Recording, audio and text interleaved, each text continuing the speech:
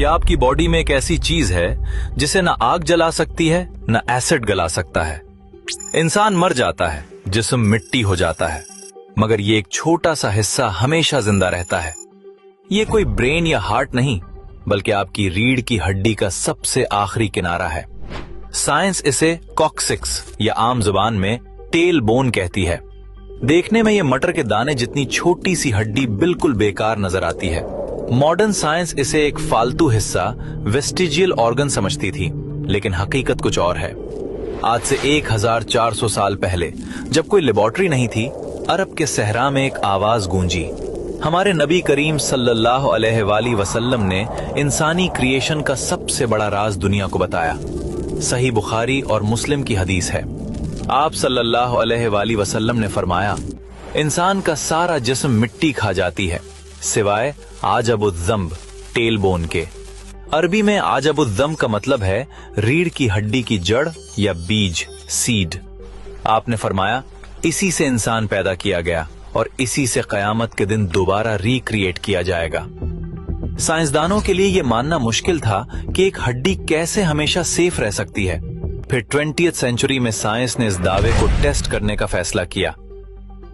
German साइंसदानों ने इस हड्डी को बहुत हाई टेम्परेचर पर जलाया, उसे पीस कर राख बना दिया।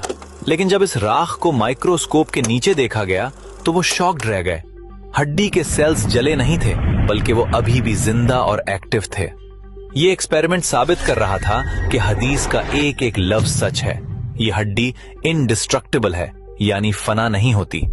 एम्ब्रियोलॉजी बताती है कि मां के पेट में इंसान का सबसे पहला बनने वाला हिस्सा यही हड्डी होती है।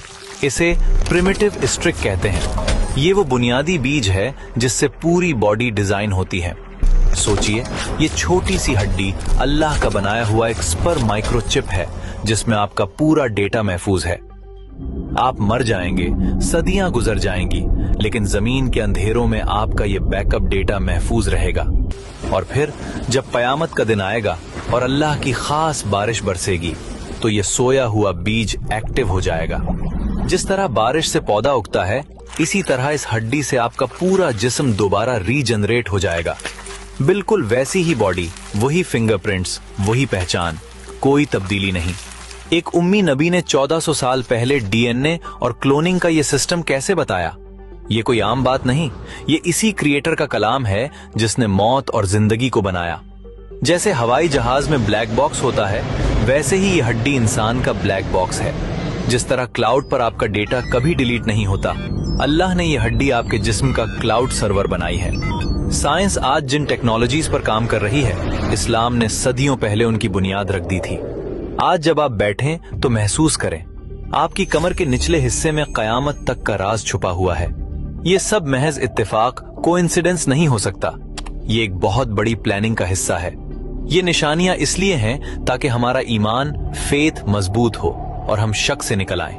अल्लाह अपनी कुदरत दिखा रहा है कि देखो, मैं तुम्हें एक जर्रे से भी दोबारा बना सकता हूं। इस जबरदस्त सिस्टम को देखकर बेइख्तियार जबान से निकलता है, सुभान अल्लाह।